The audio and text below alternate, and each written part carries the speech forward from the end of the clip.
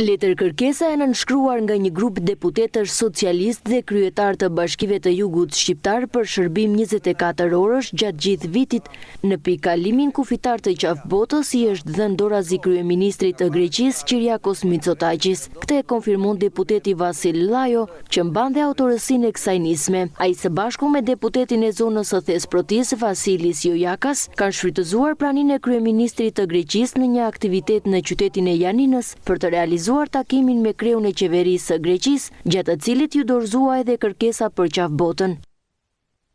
Ne së bashku vendosëm të bënim një letër kërkesë drejtuar direkt tashmë kryeministrit të Greqisë, zotit Mitsotakis, dhe firmosëm së bashku dhe me disa nga kryetarët e bashkive të zonës së Sarandës. Që këtë letër kërkesë ta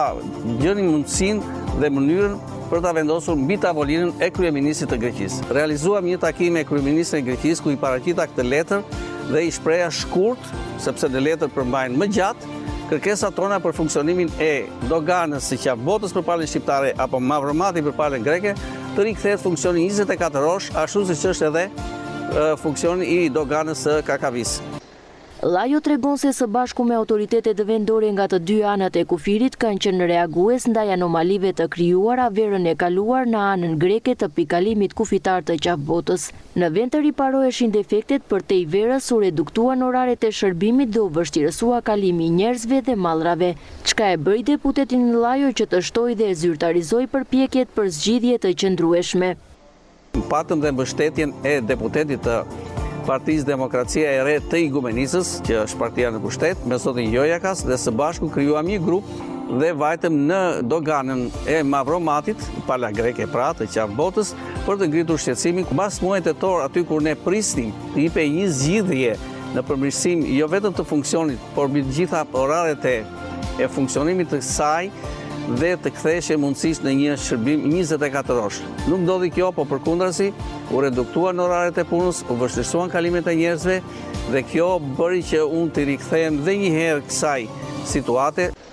Tashmë kërkesa zyrtare e parlamentarëve shqiptarë homologëve të tyre nga Thesprotia, si dhe me nënshkrim nga kryebashkiak të nënprefekturës së Sarandës, është në tryezën e punës të kreut të qeverisë greke, dhe ajo që pritet është të vijë në lëvizje strukturat shtetërore që në qafbotë ofrohet shërbim policor e doganor me sistem 24 orësh për gjatë gjithë vitit.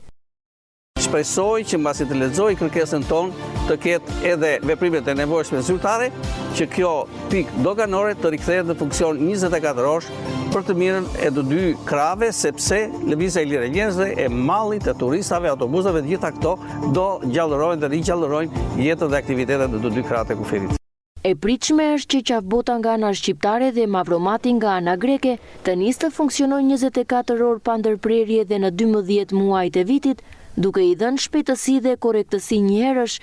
qarkullimit të njerëzve, të mallrave dhe flukseve turistike në rritje të këtij viti.